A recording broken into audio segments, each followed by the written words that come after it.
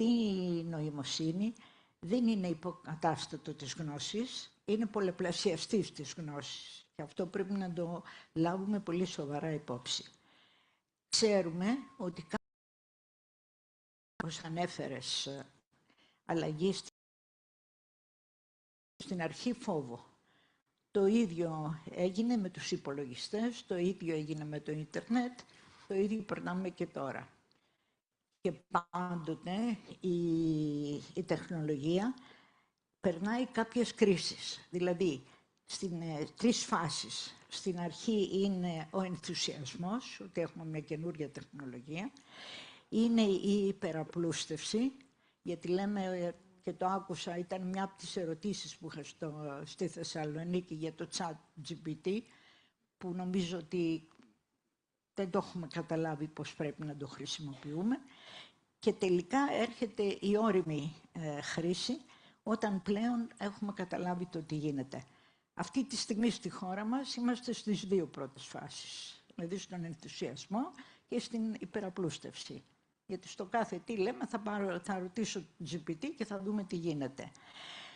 Το σημαντικό δεν είναι η ίδια η τεχνολογία, γελάς, γιατί απ' όλα. Για να ρωτήσουμε τι γίνεται. Για να ρωτήσουμε το ChatGPT τι γίνεται. Για να ρωτήσουμε τι γίνεται. Ναι. Λοιπόν, το σημαντικό δεν είναι η ίδια η τεχνολογία, αλλά το πόσο γρήγορα προσαρμόζονται οι άνθρωποι και οι θεσμοί, όχι μόνο οι άνθρωποι. Η τεχνητή νοημοσύνη θα αλλάξει κάποια επαγγέλματα, αλλά θα δημιουργήσει και πάρα πολλά καινούρια. Και τα επαγγέλματα που θα αλλάξει, θα τα αλλάξει προς τη θετική πλευρά. Η εκπαίδευση και η διαβίου μάθηση είναι το κλειδί για να φύγει ο φόβος.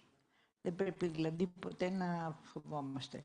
Και πρέπει να βλέπουμε την τεχνολογία σαν εργαλείο που μας ενδυναμώνει, και οι κοινωνίες ήδη προχωρούν και πρέπει να προχωρήσουν μπροστά, αλλά εκείνες που θα διακριθούν είναι όσες θα επενδύσουν σε ψηφιακές δεξιότητες και σε κριτική σκέψη. Κάτι που τα Γιάννη να το κάνουν. Λίτσα, πες μου κάτι. Αν δεν κάνω λάθος, τη δεκαετία του 90, τέλη 80, αρχές 90, μία από τις πολλές δουλειές που έκανες τότε ήταν να αρχίσεις να αναπτύσσεις θυγατρικές και παραρτήματα της Oracle σε όλη την νοτιοανατολική Ευρώπη, στα Βαλκάνια κλπ.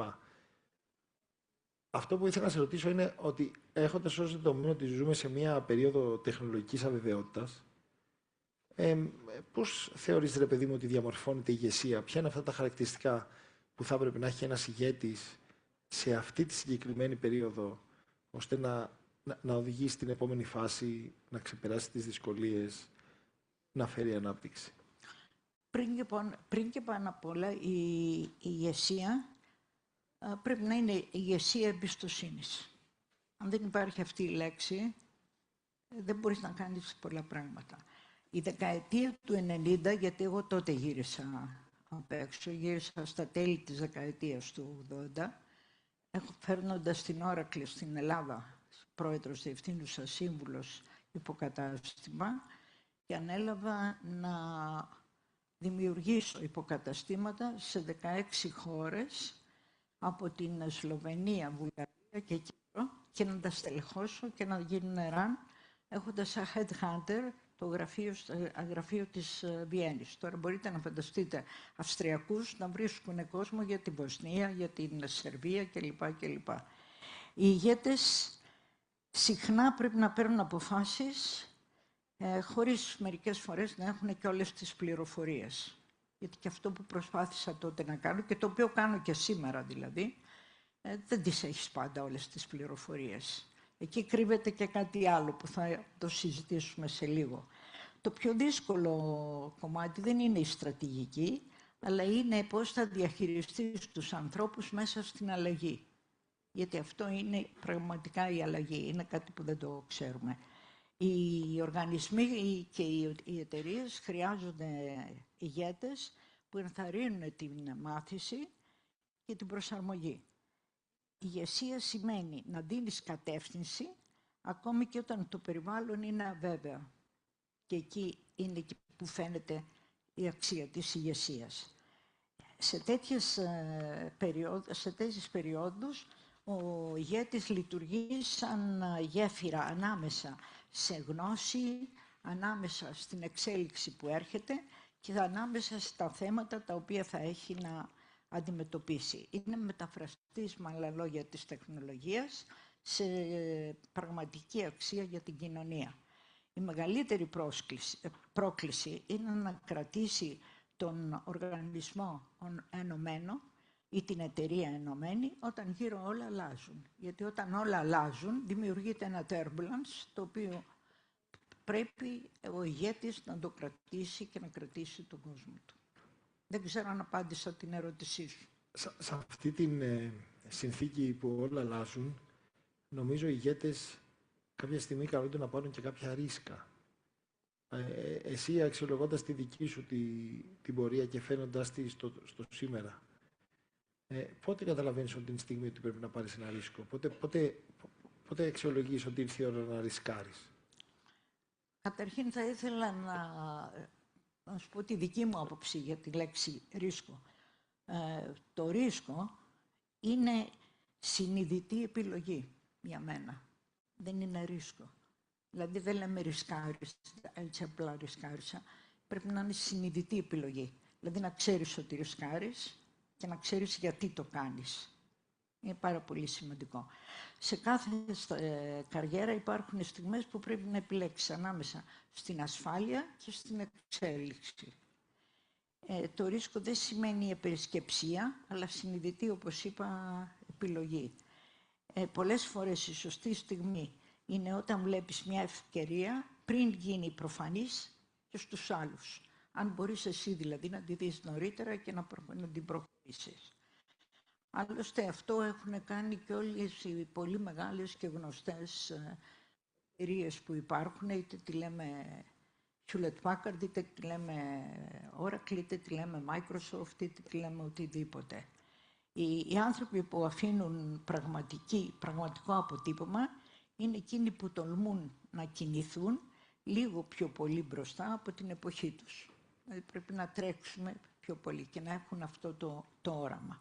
Η εμπειρία βοηθά να ξεχωρίζεις το στρατηγικό ρίσκο από την παρόρμηση. Γιατί μερικές φορές τα μπλέκουμε, παρόρμηση και ρίσκο. Στην πραγματικότητα πολλές μεγάλες εξελίξεις ξεκίνησαν από αποφάσεις που στην αρχή φαινόντουσαν ότι ήταν ρυψοκίνδυνες. Παράδειγμα, εγώ στη δικιά μου τη ζωή το έχω πάρει πολλές φορές. Το έχω πάρει που από τη στιγμή που πήρα τις σπουδές μου, γιατί σπούδασα στην Αγγλία, δεν σπούδασα στην Ελλάδα. Βρέθηκα στην Αμερική και μάλιστα Silicon Valley με γκούρου της εποχής και συνέχεια το επόμενο ρίσκο ήταν συνεργασία με την World Bank για όλη την Σαμπ-Σαχάρα Αφρική για να τους βοηθήσω να φύγουν από το satellite της World Bank και να δημιουργήσουν τις δικές τους δραστηριότητες. Τώρα ένα ρίσκο που δεν ήξερα που θα οδηγήσει, δεν ήξερα την Αφρική, όμως είχε τα σημαντικότερα αποτελέσματα. Το ρίσκο είναι... Και αυτό που κάνω και σήμερα, δηλαδή αυτό συνεχίζω. Το ρίσκο είναι μια ανθρώπινη συνθήκη. Αν κάνουμε μια σούμα με όσα έχουμε συζητήσει μέχρι στιγμής, σίγουρα είμαστε σε μια περίοδο που οι εξελίξεις είναι πάρα πολύ γρήγορες και η τεχνητή νοημοσύνη αλλάζει πολύ το περιβάλλον. Είτε από την άποψη της εξέλιξης, είτε από την αβεβαιότητα δημιουργεί, τέλος πάντων το περιβάλλον είναι πολύ διαφορετικό. Έτσι όπως βλέπεις εσύ σήμερα τις συνθήκες, πιστεύεις ότι υπάρχει κάποια ανθρώπινη ικανότητα η οποία είναι ανθεκτική? Δηλαδή, είπες ότι είμαστε, ας πούμε, στην περίοδο του ενθουσιασμού σε αυτή την αλλαγή με τεχνητή νοημοσύνη. Βλέπεις κάποια ανθρώπινη ικανότητα η οποία να παραμένει ανθεκτική και να μην απειλείται? Είπα δύο πράγματα. Όχι μόνο τον ενθουσιασμό, αλλά και την υπεραπλούστευση. Αυτό ήθελα να το αφήσω στην άκρη. Την Αυτό αφήνεις δεν το στην είπα. άκρη. Και η υπεραπλούστευση πηγαίνει στο κομμάτι που το λέμε chat GPT. Γιατί μιλάμε για το αρχικό chat GPT που χρησιμοποιούμε όλοι χωρίς να βάζουμε και την κρίση. Και γι' αυτό κυκλοφορούν κείμενα τα οποία μετά που το βλέπει οποιοδήποτε, ακόμη και ο μεγάλος ο γιος σου, άμα το δει, ξέρει ότι είναι chat GPT. Δηλαδή έχει πολλές παραλλαγές και πρέπει και να έχουμε την κρίση. Οι ανθρώπινες δεξιότητες γίνονται πιο σημαντικές. Η τεχνητή νοημοσύνη αυτοματοποιεί πολλές διαδικασίες. Υπάρχουν δεξιότητες που παραμένουν καθαρά ανθρώπινες και τις οποίες καμία τεχνητή νοημοσύνη δεν θα τις αλλάξει. Και αυτές είναι κριτική σκέψη, θετική σκέψη. Δεν μπορεί να γίνεται διαφορετικά. Μην ξεχνάς ότι είπα ότι είναι πολλαπλασιαστής της γνώσης, όχι η ίδια η γνώση. Αυτό είπαμε στην αρχή, έτσι. Έπειτα υπάρχει δημιουργικότητα, ενσυναίσθηση και υπάρχει και η μαγική λέξη που λέγεται συνεργασία. Που όπως και να είναι μπορεί να δημιουργούμε τους αλγόριθμους, μπορούμε να δημιουργούμε την εξέλιξη της τεχνητής νοημοσύνης, αλλά αυτά που τώρα ακριβώς είπα, δεν νομίζω things ότι I've just named are not things that the machine can never have, and no one can get them away from us. Those will remain human. The most important capacity is our ability to keep learning.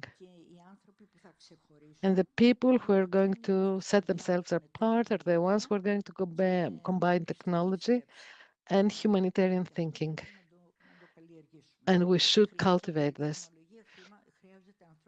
Technology needs people that will provide direction, that will provide values and intellectual discipline and an ability to compose ideas. Those capacities, those skills are irreplaceable. Okay, what you're describing, how do you combine that with modern entrepreneurship? To what extent do they change the business landscape? I believe that, and this can be proven, that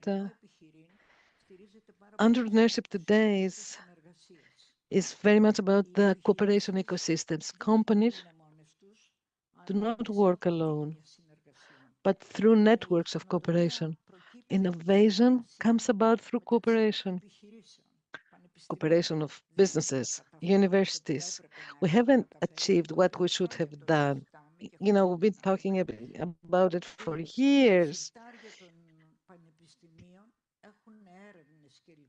You know, in the universities that are, there's research that remains unused, and companies should use them. And so we have to bring all those bodies together with the public bodies as well, and to bring about the change. You know, for example, you may have businesses moving. You may see a startup starting up in Ioannina, and after a while you will see it in Silicon Valley. Technology allows even smaller companies to operate internationally. What I just said, if we are to really develop entrepreneurship, we need access to financing, very important. You know, the kids in the beginning also spoke about that. You know, they spoke about 5,000. You need a simple and stable regulatory framework, better connection between education and the labor market. And so this is why it is important that companies should keep investing in their stuff. And we've got several means today that will allow us to train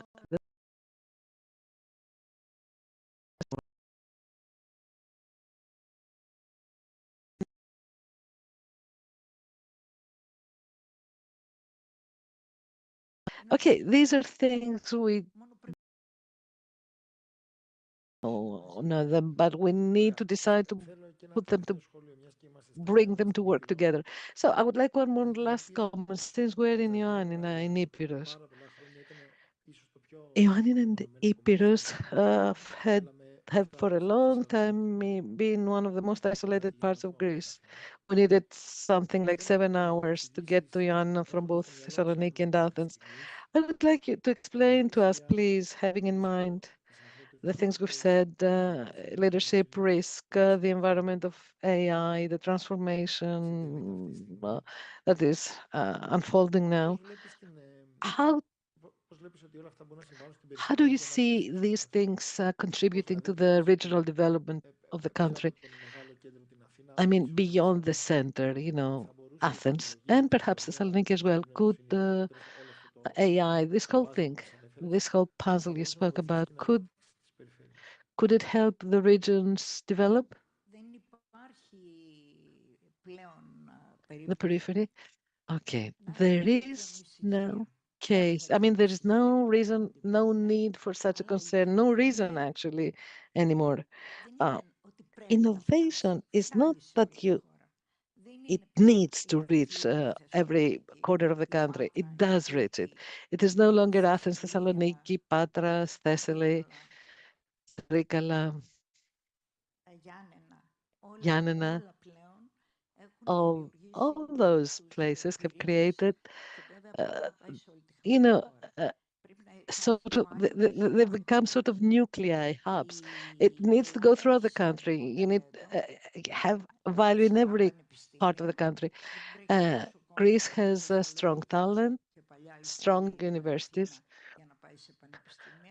and you've got universities throughout the country. For example, on Tuesday I was in Thessaloniki, and there we had the four University of Western Macedonia. Of course, I am also a senior advisor in the administration of Purdue University, one of the 10 public universities in the States, very high up in the ranking in technology and medical sciences. And it's working together with Thessaloniki and Patras and all our universities. What we need and that needs to be done is we need modern digital infrastructure. We have some of them. We have to create others. We need incentives for investment, cooperation between universities and companies, businesses. I think that some of them have realized that and they are working together with the university. Regional development can rely on the points, the strong points of Greece. For example, agrotech, and not just agrotech, but also agro-food, which is even more important. What is happening, going on with foodstuffs, cultural economy, green energy. And when innovation spreads out throughout the country, the economy becomes more resilient. Greece can develop into an significant hubs. We could have data centers, nuclear energy, and then let us not be forgetting now, Daedalus and Pharos, those systems. Daedalus is now, entering every country in Europe. Italy is going to have 3 of the systems. We've got other countries even more. And the second Daedalus and Pharos is going to be in Kozani. Another thing which I can tell you about is that there's a TEP, which is the National Council for Technology, Research and Innovation, in its new form, has created 8 independent, separate activities, which include startups, technology, and one of those parts is the one that is going to help. I mean, the effort is ongoing for 3 years, and is going to to be part of the next financing, EU financing for regional development. I could tell you that I have the joy and honor to be a vice president of the program. And the president is a person who has worked for the EU for 25 years. And the aim is that things happening in the regions will be brought to the fore to help the country achieve what we've talked about. Thank you so much, Litsa, for our talk. I see it's 7:07 now, and we have to catch our plane. Thank you so much for being with us today. I would like to say that I do not know if I've helped any, but you know, the main thing, and I'm addressing this, I'm speaking to this very important region. The most important thing is cooperation, and what Mr. Mayor said, congratulations, and the university and everything, and the governor of the region, united forces. If we bring those things together without expecting, you know, just saying, oh, well, what is the state going to do? You know, it is us creating things, and then we make the state do it. Thank you very much. It was a joy and an honor. I wish you all the best in your works. I'm sad I have to go back to Athens. Oh, we've got a little present for you. Oh, thank you so much. I wish you all the best. Okay, let us take a picture. Irini, you come as well. Okay, we do not have time. Okay, everything's fine.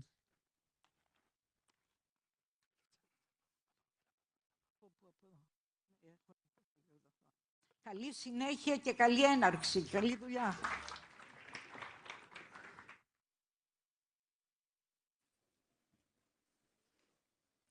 Συνεχίζουμε το πρόγραμμά μας με μια ακόμη νέα συνεργασία του TechFuse, αυτή τη φορά με τη Marketing Greece.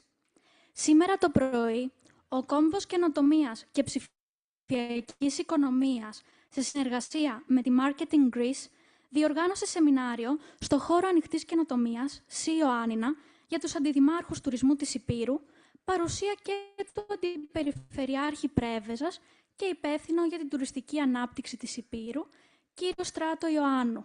Ο τίτλος ήταν «Από την ψηφιακή καινοτομία στην ανθεκτικότητα των προορισμών».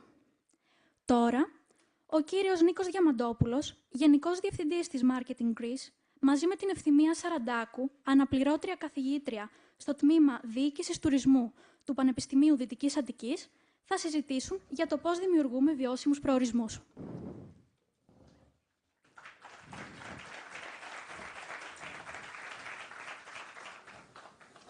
Καλησπέρα σε όλους.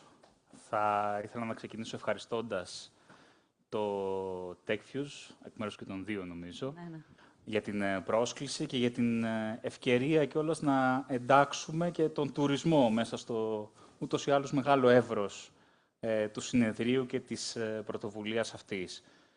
Και θα ήθελα να ευχαριστήσω και εσένα, Έφη, για τη συζήτηση που θα κάνουμε. Θα ήθελα να ξεκινήσω με κάτι το οποίο αποτελεί, μιας και θα μιλήσουμε για βιωσιμότητα των προορισμών, με κάτι το οποίο αποτελεί βασική παράμετρο, τουλάχιστον για εμάς και για εσένα νομίζω, και που κατά σύμπτωση και στην τελευταία σου αρθρογραφία τον τελευταίο καιρό, αλλά και σε ένα δικό μας report που βγάλαμε πριν 2 εβδομάδες, δώσαμε πολύ μεγάλη έμφαση. Εμείς το λέμε, το είπαμε σε 2 διαφορετικά σημεία του report, legitimacy και social license. Και αφορά ουσιαστικά στην, μ' αρέσει και ο δικός σου όρος πάρα πολύ, στην κοινωνική νομιμοποίηση του τουρισμού. Και θέλω να μας πεις και για σένα τι είναι ακριβώς αυτή η κοινωνική νομιμοποίηση, ποιος είναι ο ορισμός της, γιατί είναι σημαντική και πώς μπορεί εν τέλει να επιτευχθεί. Ωραία. Αρχικά σε ευχαριστώ πολύ. Ευχαριστώ πάρα πολύ και τους διοργανωτές. Ήταν πολύ ευχάριστη η έκπληξη το ότι ήρθα και γνώρισα αυτή την πρωτοβουλία και αυτό το θεσμό. Ήταν κάτι πολύ φρέσκο και θα το παρακολουθήσω και στη συνέχεια έτσι με ενδιαφέρον. Αλλά Εντάξει, για να απαντήσουμε, να μπούμε στη συζήτηση. Η κοινωνική νομοποίηση του τουρισμού, νομίζω και για τους δυο μας, είναι κάτι πάρα πολύ σημαντικό, ιδιαίτερα για έναν κλάδο που έχει τόσο μεγάλη σημασία για την Ελλάδα και για τους ελληνικούς προορισμούς, ειδικά για τους προορισμούς που αντιμετωπίζουν προβλήματα.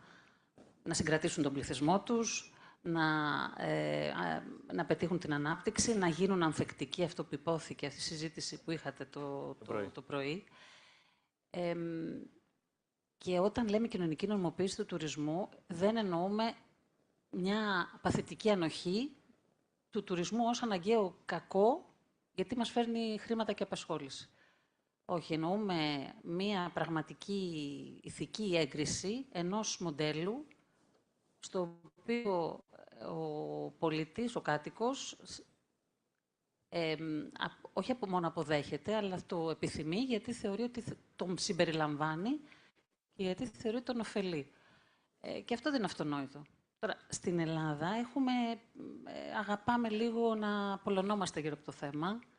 Δηλαδή, υπάρχουν παράλληλες συζητήσεις. Απ' τη μια, ξέρουμε ότι ο τουρισμός είναι κάτι θετικό. Το βλέπουμε σε όλους τους δείκτες. Απ' την άλλη, συχνά τον στοχοποιούμε. Αυτό που θα έπρεπε να στοχοποιούμε, make a target out of it. But what we should blame, however, is not the sector in its own right, but a lack of planning. And that is where I introduce this concept of social legitimation. As I said, it's not an easy thing to achieve, but it is not something that in other cases, paradigms, and I'll take Copenhagen, which is a model of sustainable tourism. Copenhagen has included acceptance and endorsement of tourism by the local population at a rate of 80%. And if this 80% drops, they will have to take measures for it. So acceptance is part and parcel of sustainable planning. But it is not self-evident. For this to happen, citizens have to participate, take part in this planning. And of course, they need to be made to see their own gain, their own benefit. But it is not self-evident, as I have said, for people to see both the direct and indirect benefit of tourism. Good practices show us the way. In Barcelona, tourist tax does not go to central government, but to municipalities, and municipalities give it back to society. And local authorities have asked for it in Greece. And it's not only society as an abstract notion, but this money from taxes, tourist taxes, goes to remodeling of spaces, social housing, and so on and so forth. I must also say that in Greece we have certainly made steps in the right direction. In Ioannina, there are such participative platforms for remodeling of spaces, urban spaces. So we see that there are very dynamic endeavors and efforts, and the market in Greece does help with this narrative by reminding us of the positive footprint of tourism. Um, I would like you to tell us something about it. Yes, Market in Greece has been in existence for 13 years, and we have cooperated with many destinations the way we implement our projects, we run our projects, consists of implementing in it different parts of this very complex chain. It is not easy to map out this very complex system. Could be the visitors, the people who move into a place for a certain period of time, business people, and so on. So the way we used to work and we still work is precisely this. We wanted to implement as many people as possible, even local people who may just have a workshop, who may come and tell us a story about the intangible cultural heritage and so on and so forth. So this is an approach, a methodological approach, which after years of experience, I can say that although the results, the outcome is sometimes mitigated, I believe that overall we are all in the right direction. And we see that destinations are seen differently. They are being perceived in a different manner through the synergies that are developed and practices and examples such as the ones that you mentioned. So openness of mind of those who delve in tourism directly or indirectly. When society embraces this whole endeavor, this chain may become a very, very good example, and this participation can actually help. But we are not sure that this in itself is sufficient, is enough. These soft actions are not enough, or the expressed intention for cooperation. Something else, something more is needed in order for sustainability to come about. But what else do we need? Well, the secret of a successful, sustainable destination. I know it's a difficult question, but what is the definition of sustainable is not very self-evident either. I don't consider that there are places lost. I think that all destinations very popular, like Mykonos. How do you turn Mykonos into a sustainable destination? And this goes for Mykonos, but it goes for a very little known place as well. There are two basic concepts that come to the forefront all the time.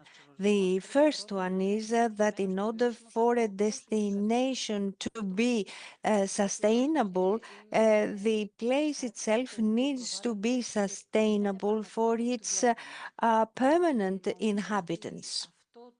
This is a reality that we see, and for the place to be sustainable for its people, we have to think of a number of other factors, green transition, accessibility, culture, whatever is a pole of attraction for a tourist, and also, of course, inclusion. So whatever is attractive to a tourist needs to be attractive to the inhabitants of the place. So Ioannina and Trikala are smart destinations. We've just heard that Ioannina is a happy city, and this is part and parcel of passive marketing. And this is something that defines a happy destination. That is one thing.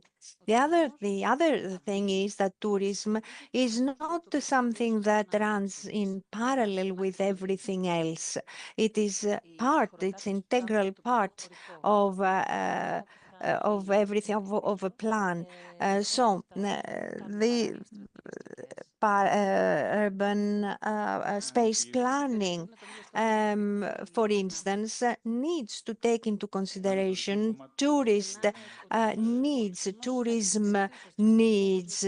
So people remaining in their place and growing in it, developing in it, and creating products that serve this type of sustainability. But this is your turf. Well, we can speak for a long time about tourism product. We live globally in a conjuncture that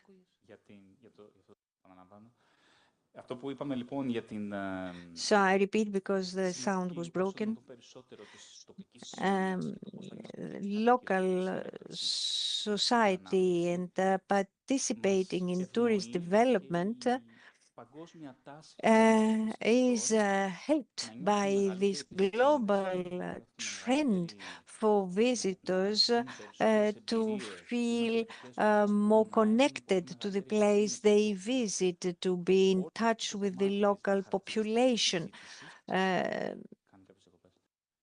are sound is breaking up. Okay. So yes. Demand, the characteristics of demand will enable us to create tourist products that will answer the need, for instance, of promoting intangible cultural tradition for which the local community is proud. Or we can create products with respect to the nature of a place. There are many examples. One of the, I think, the basic conclusions is that there is a chance here, an opportunity, and offer must follow closely demand in order to achieve what we said in the beginning, in order to have, in other words, a sustainable development of a tourist destination. We don't have time ahead. If we have, I don't know if we can have 2 or 3 minutes.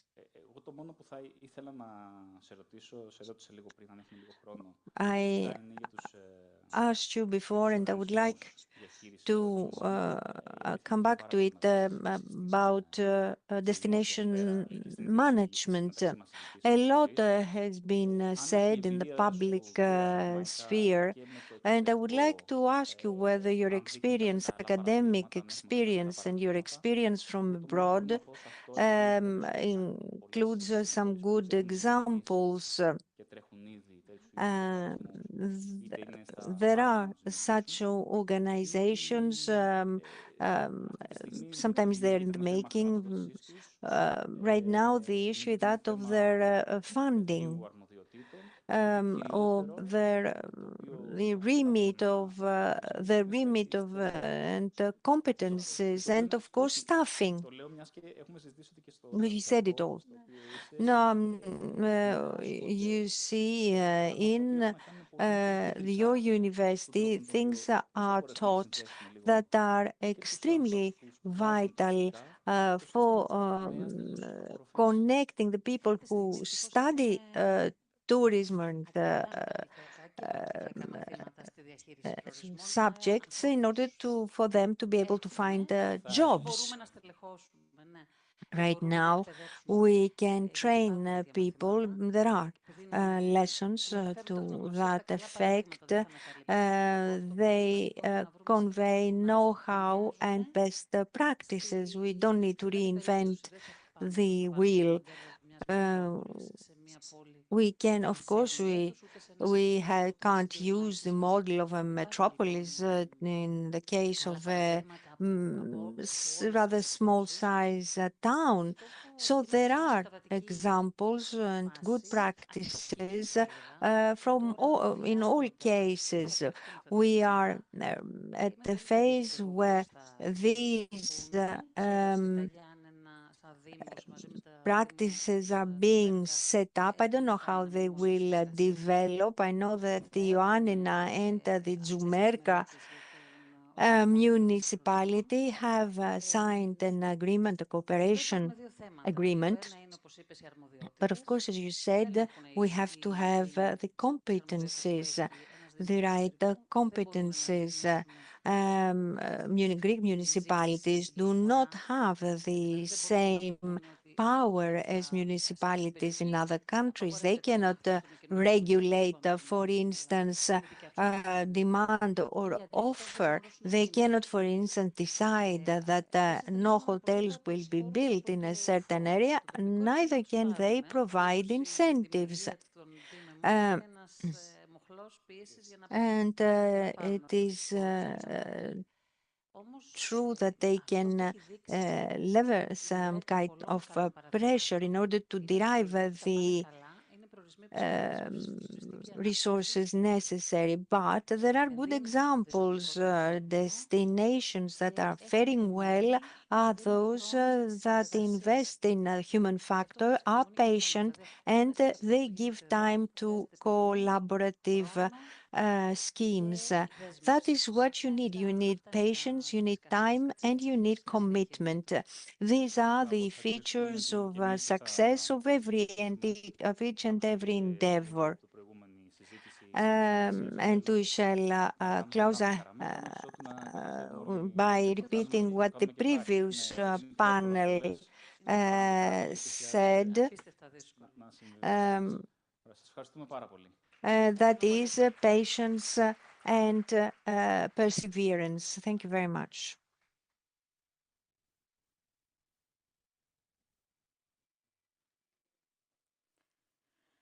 Το TechFuse δεν θα μπορούσε να υλοποιηθεί εάν δεν υπήρχαν οι εταιρείες και οι οργανισμοί που το στηρίζουν. Ένας από τους πρώτους συμμάχους του συνεδρίου, με παρουσία κάθε χρόνο στο TechFuse, είναι η Τράπεζα Υπήρου. Με χαρά, υποδεχόμαστε στη σκηνή τον κύριο Γιάννη Βουγιούκα, Διευθύνοντα Σύμβουλο της Τράπεζας, και τον Μιχάλη Μωραήτη, Στρατηγικό Σύμβουλο σε θέματα επιχειρηματικότητας και ψηφιακού μετασχηματισμού. Θα συζητήσουν για το μετασχηματισμό της τράπεζας σε ένα ρευστό περιβάλλον.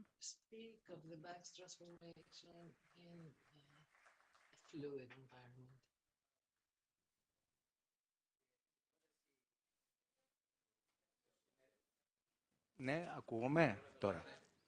Να ευχαριστήσω πάρα πολύ που είστε εδώ, που δίνετε το απόγευμά σας για μας. Και μια που ξεκινήσαμε λέγοντας όλοι πόσα χρόνια είμαστε εδώ και πόσο σημαντικό είναι το συνέδριο αυτό για τα For how long we've all been here and how important all this is for Ioannina. But I have to tell you that I'm from Athens, but it's the third year I've been here. And it's the third year that John and have honored me with being part of the organizing committee and having with me a friend, Yanis Vogioukas, who is leading one of the top companies in Ioannina, who has, spread its wings for the next milestone. Today we have a very important issue. What does bank mean today in a very difficult space? The first question is going to be, in a way, a historic question. It will help us understand how we've come up to today, and then we're going to touch issues which we all think about, because our lives are very all connected with banks and money. Let me welcome you as well. Thank you for the invitation. I would like to congratulate the organizers for this very important event, which has become an institution. And I wish us all the best of success. Thank you very much. The first question is, Epirus Bank, is it connected with, it is connected with Ioannina. What is the development of the bank through time? How did it develop? How did it position itself? Epirus Bank is a historic bank. It started some 50 years back in 1978 as a financing cooperative. All the people of Epirus know it. It developed into the cooperative bank of Ioannina and then of Epirus. It went through the difficult times of the crisis. It was fully recapitalized in 2015 from the insurance fund. And since that time, it has managed to shape itself, to structure itself as a bank, attract investors, new investors, have a license, get the license to operate throughout the country, and expand gradually throughout Greece, based on its successful model, which is actually financing SMEs, small and medium enterprises, a very important part for the Greek society, but also a part which we believe that we think that is not really served by the Greek banking system today, not sufficiently so. Okay, now you're touching a very sensitive spot, a soft spot. So, because if we are to look into the banking space now, because I am a businessman as well, we often have issues with what face challenges with what financing and serving means, where few people get the financing, meaning that the challenges for a bank which is opening its wings to get outside the Epirus region is how it is going to stand by the client in a different way, and these are the challenges. Okay, we're back with the SMEs. Yeah, yes, there is a deficit when it comes to serving the small and medium enterprises, especially in the regions. SMEs as the spine of of the Greek economy. Our studies show that if we were to take away the resilience fund financing, it seems that credit to SMEs is marginal, even negative. They speak of, we often hear things as 50,000 bankable businesses out of 850,000. We believe that the more are bankable. We find businesses that need, consulting in the kind of stuff they will need to hire. They need this is the things that an area we're working on, and other small banks are doing the same. This is one issue.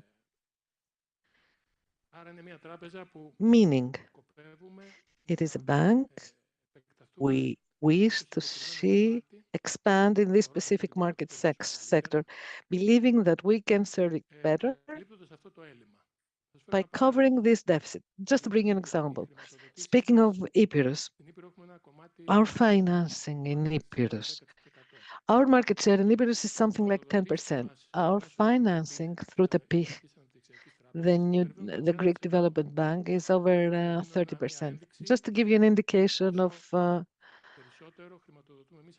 how much more we fund this company in relation to our market share and the competition. Okay. No, you said something when we were backstage that the banks sell credit. But you cannot do that over the phone. We're beyond that. I need to have a relationship. What is the strategy of creating a relation in the coming day? Because our foundation, our organizations are about credit, about trust. What's the strategy? Well, in this, Mr. Vougioukas says, since banks means fully operational, they're impersonal, they're isolated in a way, meaning that this relationship is not there. It is getting lost. And at the same time, instead of improving the times of serving customers, they get worse by the day. So there's this issue of they're becoming impersonal, and as we've said, what we banks sell is credit. In other words, a relationship of trust between humans.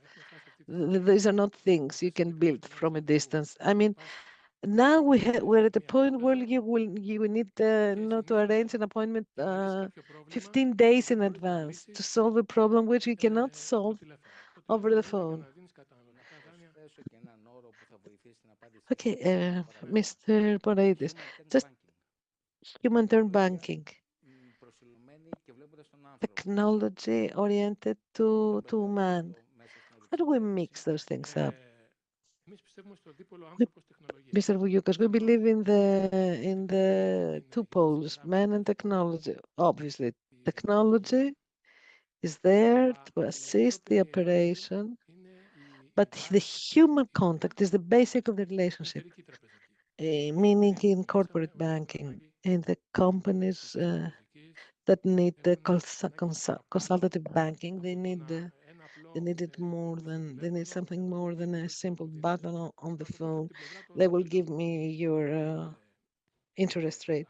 From the part of the banks, this expansion of this type of digital banking, banks also risk getting in a sea of uniformity. They lose the trust of their clients. The guy walks in, they'll try to find the best interest rate for the card.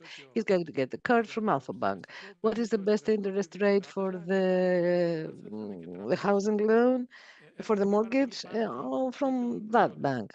And it's not just those products, meaning that it's not that we're losing ground on serving clients, but we're also losing, if you see it from the business perspective, you lose the customer loyalty. So we believe that we're different in that respect. We firmly believe that we're using technology based on personal contact. Our branches, you can visit them without an appointment. We're open to offer our services by offering at the same time all digital facilities. In fact, we're often ahead of others in terms of technology. Let me give you two examples. On the one hand, we are the only bank in Greece whose card members can change their three-digit security code at any time. The general manager of MasterCard did not know that we have that. And let me give you another example. We were the first bank to have implemented the Hatzidakis law on fees in instant payments since 2022. What the government now needed to regulate now by where it had to limit commissions because they had reached incredible heights. We've been implementing that since 2022, and we're still the bank that does not charge incoming invoices, remittances. We respect the client, the customer in terms of charges and human contact, which is our competitive advantage. All this in combination with immediacy and speed. In Ipsos Bank, we can have a loan disbursed within a month. The main time for such a job in the banking systems is from 6 to 9 months. Mr. Moraitis, okay, let me use this word technology. What it is your size that allows you to do things that larger banks cannot do, who operate through several systems. For you, the leap you can make right now is going to be easier.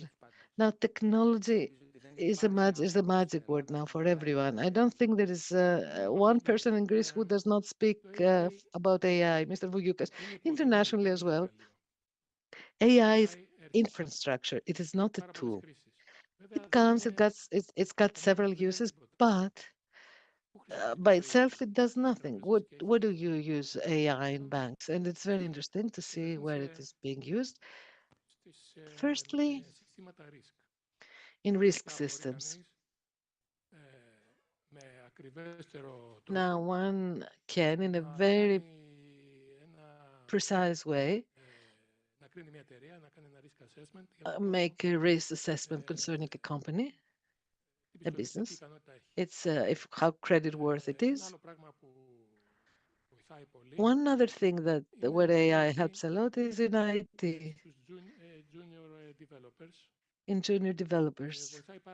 It really helps in data analysis, in fraud protection. Yes, fraud a lot.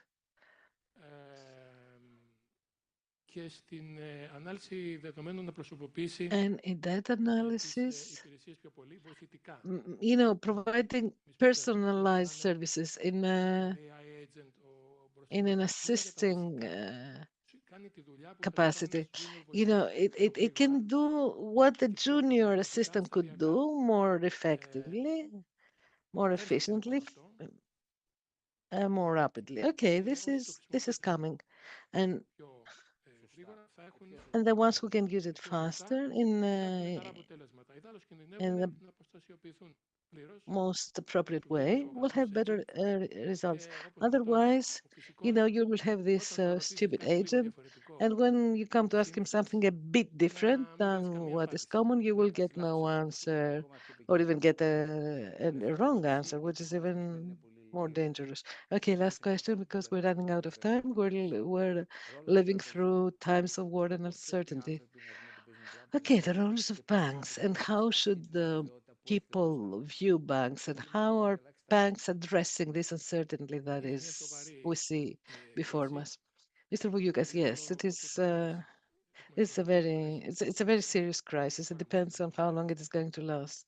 We have experienced several crises in Greece. We've gone through a significant crisis. I cannot say much. If it lasts for a short time, okay, it can be dealt with. But if it lasts for longer, we're going to have problems, especially in terms of energy costs, inflation, increase in interest rates. We're all hoping that it is not going to last long.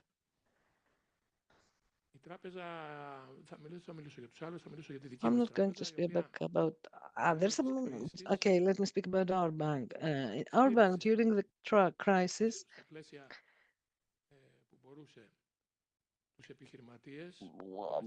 to the extent that it could do so, it helped the businessman. We did not sell our loans to fund. we kept managing them ourselves, even when times were really hard.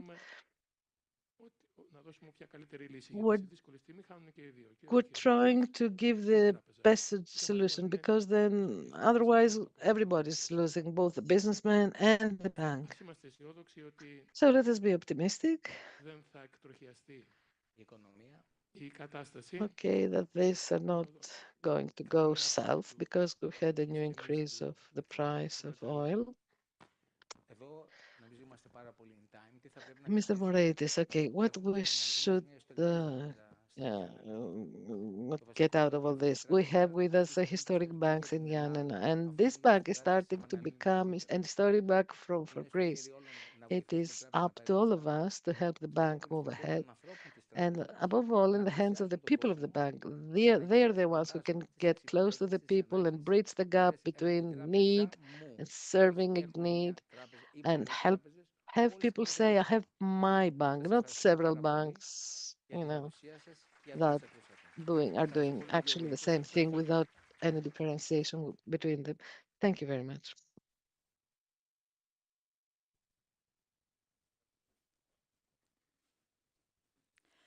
Ο επόμενος μας ομιλητής, ο κύριος Next Βαλεντάν Σμιτ, speaker, Mr. Valentin Schmidt, has come from Paris. Asmona is his business, his co-founder in the area of culture, LAI, cooperating with le Musée du Louvre and Orsay. He's going to speak with Elena Mavromichali, advisor to the government on cultural issues, and the French Institute of Thessaloniki and the General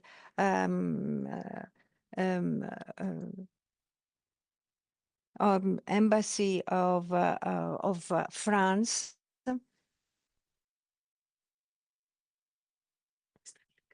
Consulate of France will have held. The whole discussion is going to take place in English.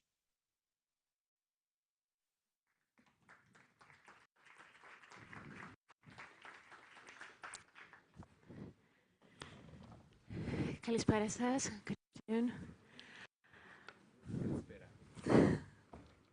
Ευχαριστούμε πάρα πολύ. Thank you very much for the invitation. Thank you, Yannis and Tassos, for inviting us back to Ioannina. We are really very happy and enthusiastic with what we're going to share with you.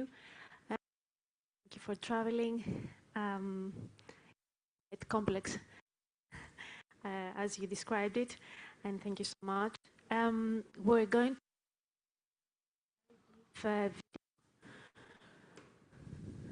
and then we're going to start with the narrative and the presentation.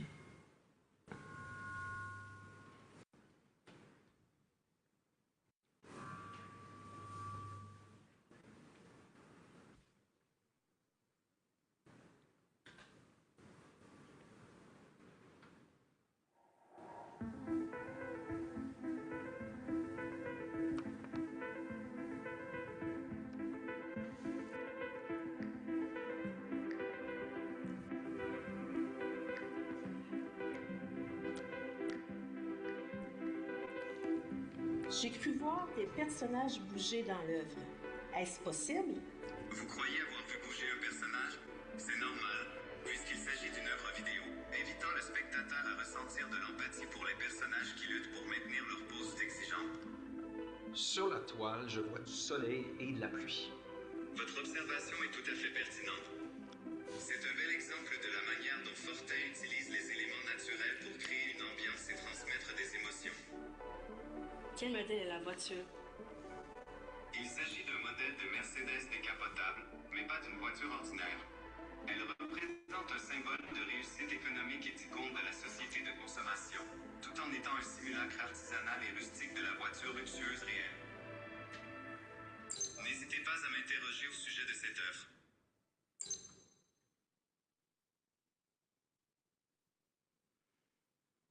So, It was last year that I got acquainted with your fantastic venture at the AI Summit in Paris.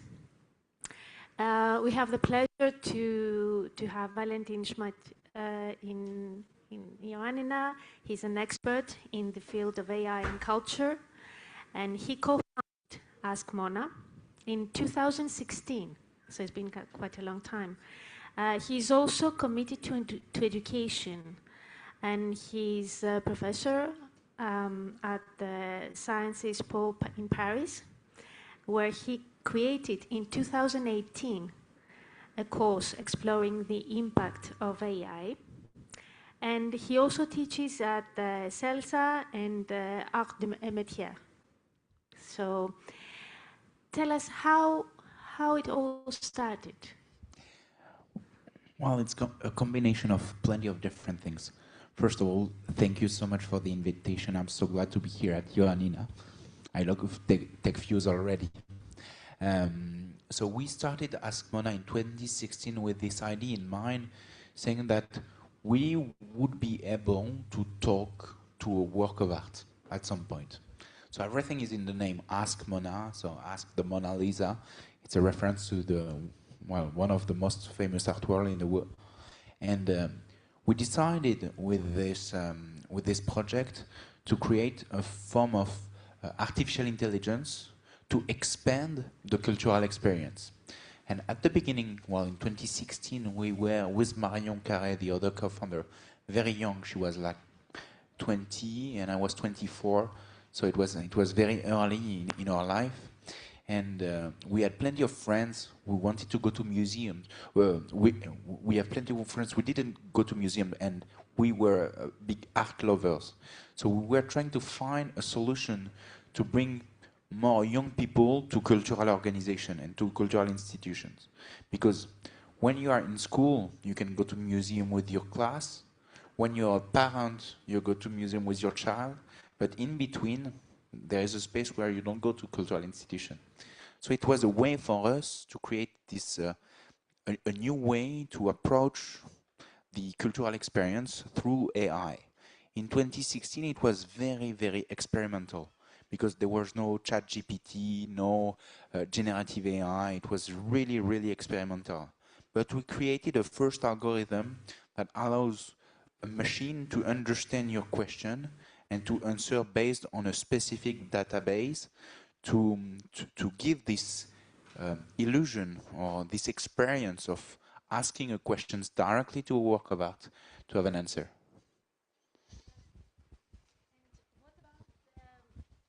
How you have chosen the content?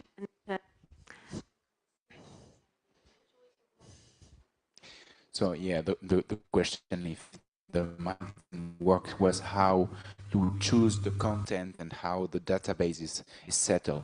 This is one of the most important things for us at Ask Mona, is to create experiences that reflect reality and scientific facts. So it's very important to create those experiences based on true facts.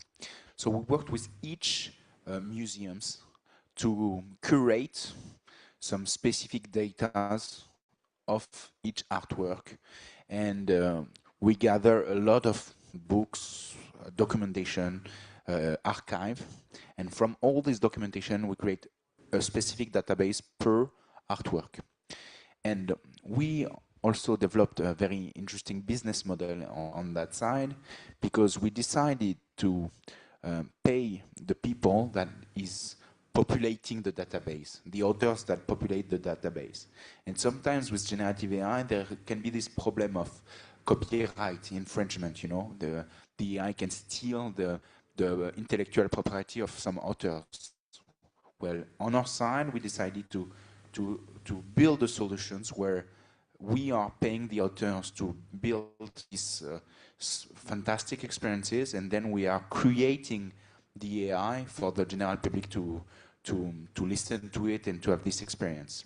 And our idea behind that is to say that content is distributed differently right now. It can be more conversational, more interactive than it used to be before. And people are reading less and less books, And it's a shame because books are fantastic. But we are trying to find a way for people to be as interested about the content of those books, but on a conversational level. Yes, because you have quite leveraged the level of the quality of language that you are using. So you are kind of inviting people to speak better in any language that they use. It's very interesting also to hear your views and how you have built and designed the business model, how you actually collect data, how you work with the experience value, how you made Ask Mona be a successful business model. Well, it was very difficult at the beginning because when we started, we didn't have any capital, any form of idea of business model. And really at the beginning, we didn't have any idea on how we would make any form of profit. And the business model came from the cultural institutions themselves. They were reaching out to us saying, well, your product is fantastic. At the beginning, the product was an app developed by us. And they said, the product is fantastic, but we want something in white label for our museum, and we are willing to pay for it. So we say, fantastic. We find a business model based on the market. So they were giving us this idea for our business model to develop white label experiences for them. And so we developed a lot around that, but then we tried to find other ways to develop the business. The first one was to find a way not only to create a solution and the museum has to pay for this solution, but we create also a solution where we can find sponsors that can be integrated into the experience, and the museum doesn't have to pay anything. Well, it was another idea from us. And for instance, at the Château de Versailles, we will make a demonstration in a couple of minutes, but with the Château of Versailles, we developed these whole solutions where you can talk directly to work of art. And OpenAI, the company that created ChatGPT, was the sponsor of this experience. So they were the one paying for that. And then we said, well, it's interesting to create solutions where we find a sponsor to pay the institution, but we want to go further and find a way for the museums to make some profit. So we understood where the museum could be profitable at some point. And one of the parts where the museum can be profitable is in the shop. You know, after the visit, there is a shop, and in the shop you can buy some souvenirs. In France, the most sold item in souvenir shops, in museums, are magnets. You know, it's those small magnets that you can put on your fridge. We're saying that, well, you came to these specific museums. Well, we invented a solution called the smart magnets, where there is a magnet of an artwork or an historical personage, for instance, and at the back of it, there is a QR code. You scan the QR code and you can have a conversation with it. So you can have a conversation with Van Gogh, Napoleon, Louis XIV, or any other character, Plato, Aristotle. And the idea behind it is to sell those smart magnets in souvenir shops for the museums to make some profit. And those were a big hit in France. So we sold like more than 100,000 items the first year of the launch. So it was very, very well distributed because it's a very simple idea. There is no app, there is nothing to download. It's very, very simple. And you just have to scan the QR code and launch a conversation with a historical figure. Okay, before we go the demo, you have many ambitious advice that you would like to give to these younger entrepreneurs and these new minds interested to create technology for culture? Well, first of all, you need to use AI a lot. I'm pretty sure that you are all starting to use AI. We listened to a keynote earlier about how AI is transforming industry, and of course, AI is very, very important, but you don't have just to use it. You have also to understand how it's working. And the more you will understand theoretically how it's working, the better you will be able to leverage the power of this fantastic technology. I have this saying that we are living in the same kind of age where the printer was invented by Gutenberg in the 15th century. We are in this Renaissance age where there is some very shaky political recomposition on a geopolitical level. You have some fantastic invention, the AI or the printer are the same kind of invention. And you have also a fantastic art scene. So we are in this Renaissance kind of time right now. And you can be a printer in the time of Gutenberg if you know how to use AI. So I think one of my first advice is to look up to this technology very in depth, and you need not just to use ChatGPT, but to understand how it's working. Maybe my second advice is not to spend too much time thinking about your product, but start thinking about your client first. Try to understand who is willing to give you some money to do something before doing too much iteration, MVPs, or starting to create a very refined product. Because the way your product will be refined is through the market. The more you confront your product through a market, the more you say, you try to sell your product even before it exists, the better it will be, because you will have some fantastic insight from the market. We find our business model from the market. The market gave us our business model, and I think it was one of the best business lessons that I took. I never went to a business school. I didn't know anything about finance before starting this company, but I experiment a lot with my clients, and my clients gave us a lot of fantastic insight on how to develop the company. And I think this may be my second advice.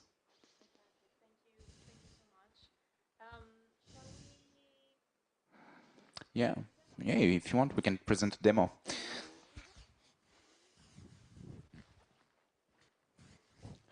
Let me see. Wow, there is some electricity everywhere.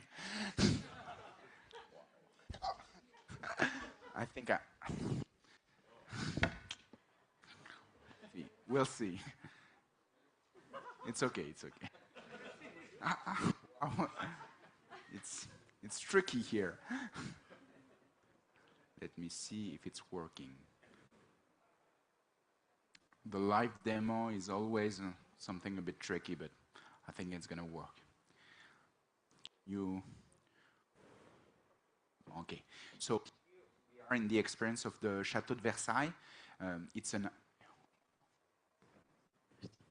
app that it's a web app, so you don't have to download it. You just have to wait for it. So I think some connection issues. And we can select an artwork, for instance. I will select the Latona.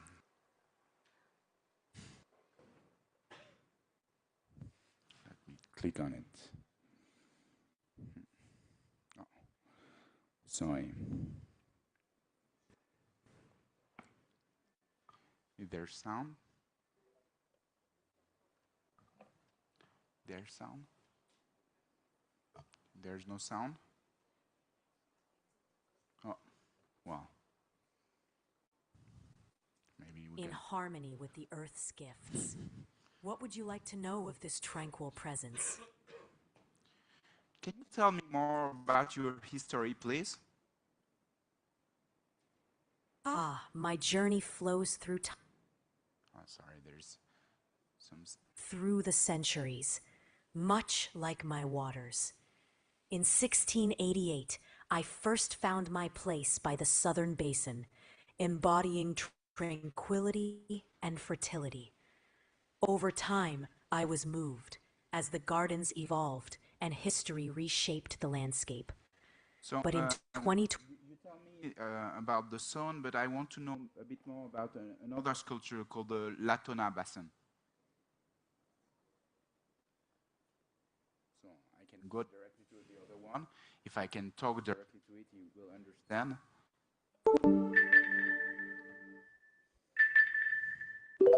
I stand before you, noble and firm, as Latona, mother of Apollo and Diana.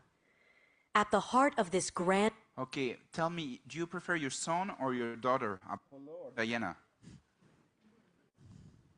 As a mother, my love embraces both my children, Apollo and Diana, in equal measure. Each possesses their own divine qualities. Apollo shines with light and music, while Diana moves gracefully as huntress and protector. Okay, I get They it, are both... but tell me, why are you facing the Garden of Versailles and not the palace itself? It was the will of the king to extend my gaze towards the Grand Canal and the horizon beyond. In doing so, my position reflects not only the nurturing protection I offer my children, but also the king's vision of order and dominion, stretching outward to all the lands under his rule. Okay, I get it. But do you think that the Paris Saint-Germain will win the next Champions League? I must remain within my tale and purpose. I am tied to the waters and stones of Versailles, and such mortal contests are beyond my realm. Yet, I can tell you of unwavering devotion and divine favor, which often shape the destinies of both mortals and heroes. So you get it. The idea behind it, it's very important for us than to have this idea of, I think it's the demo is done for me. The idea behind it is important for us because you can ask a question that is not inside the database. You see, I ask a question about the Champions Cup, and well, even if the system understand what was football because it was, say, a mortal game, so it understand what it was. But it tried to put me back in a cultural conversation. And that was very interesting to design those form of conversation, to always go back to this idea of a conversation. And you see, I spoke with two different sculptures, the Saône and the Latona, and those different sculptures had a different voice. So each sculpture have a different voice, and we are selecting the voice and the personality of each culture based on its history. Thank you. Well, thank you. Thank you. Ευχαριστώ.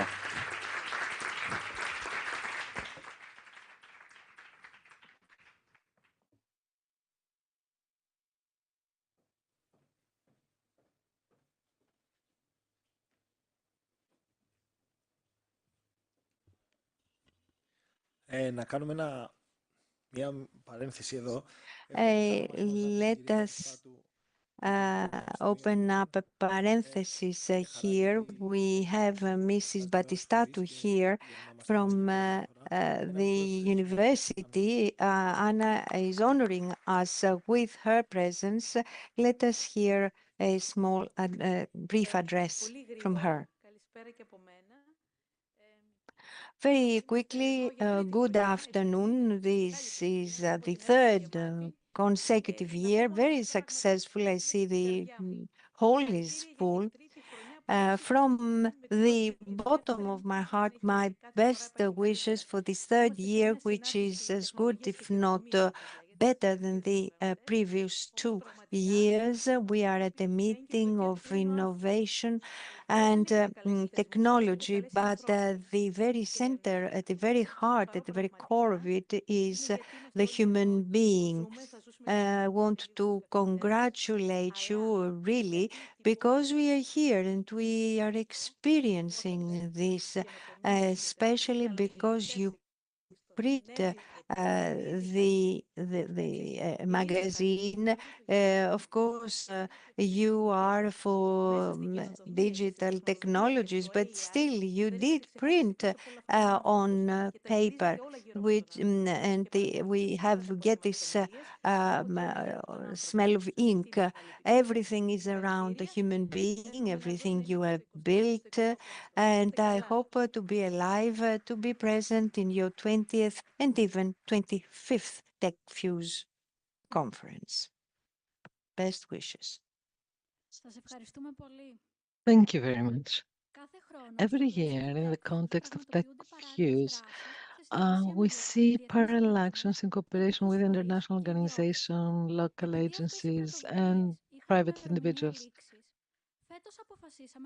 So this year, we decided to create 3 permanent pillars that we'll be seeing every year: Tech and Taste, connecting astronomy and tech; TechFuse, connecting culture and technology; and finally, Tech for Good, which connects technology with the common good, and we will be starting with it next year. So in the context of TechFuse, this year we've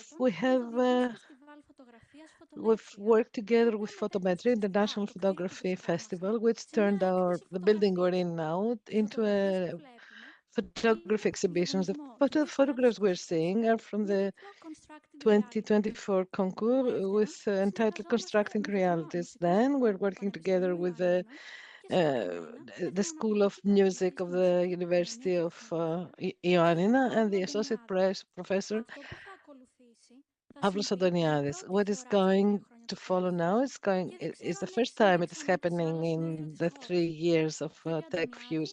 And I do not know if you have seen it in another conference in Greece. Mr. Antoniadis, it is an honor to have you with us today.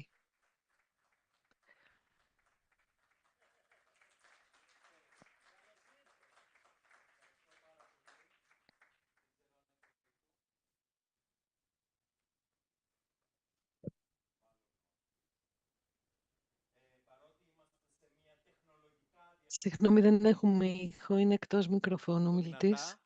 Okay. Now we do. Okay, we're good now. It is a great honor for me to be in TechFuse as well. I'm going to present to you a work which has already been shown in Hamburg, Berlin, Boston, and Beijing, and it is the first time I presented in Greece, and I'm really touched to be able to share it with you. It is a rather dystopian work that has to do with issues of power, authenticity, and creation in the midst of an invasion by... Well, this invasion is about AI at the first level, but at the second one, it represents invasion of any time. So we'll see some authoritative figures, first among them an avatar I have trained myself. And this system is going to start like pestering me in a way. It's going to start insulting me, ordering me around, leading me around. And as I will be trained by the system, I will be training it as well. And then we're going to have a really tense relationship, which we are going to experience as the audience. So there's also a visual and auditory part in the piece. And what you will be seeing, it is actually the musical score of the piece, not traditional at all, and it consists from very many different materials. You will see parts of films, video synthesizers, tablatures, musical scores. It is a rather dense video, and it provides some notional breaths to what is a rather difficult music. And finally, I would like to say that 2 different systems of AI are used. The one is Somax 2. It's based on variation auto-recorders, in other words, on deep learning. And the other one is a system which I have made myself, and it's called JustCom. It is based on smaller data, not large data, and it combines movement with sound. So, enjoy your listening. You will be needing some 10 minutes to set it all up. Thank you for your attention.